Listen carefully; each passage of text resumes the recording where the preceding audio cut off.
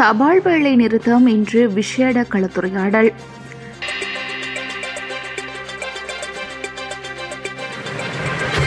வேலை நிறுத்தத்தில் ஈடுபட்டுள்ள தபால் ஊழியர்களுக்கும் விடயத்திற்கு பொறுப்பான அமைச்சர் நலிந்த ஜெயதிசவிற்கும் இடையே இன்று 24ஆம் தேதி விசேட கலந்துரையாடல் ஒன்று நடைபெறவுள்ளது.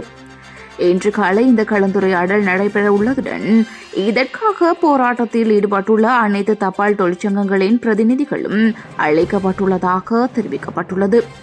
தொலைத்தொடர்பு அதிகாரிகள் சங்கம், ஒன்றிணைந்த தபால் தொழிற்சங்கங்கள் உட்பட பல தொழிற்சங்கங்கள் 19 கோரிக்கைகளை முன்வைத்து கடந்த 17ஆம் தேதி ஆரம்பிக்கப்பட்ட இந்த வேலைநிறுத்தம் இன்று 7வது நாளாகவும் தொடர்கிறது.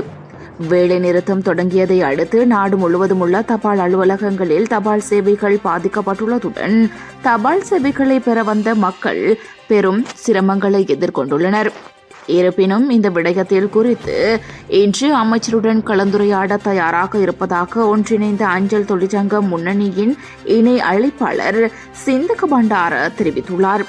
இதற்கிடையில் வேலை நிறுத்தத்தில் ஈடுபட்டிருந்த பல உறுப்பினர்கள் தற்போது சேவை நடவடிக்கைகளில் பங்கேற்றுள்ளதால் நாளைக்குள் தபால் சேவைகளை வழக்கம் போல் மேற்கொள்ள முடியும் என்று இலங்கை தபால் சேவைகள் சங்கத்தின் தலைவர் ஜகத் மஹிந்த தெரிவித்துள்ளார்.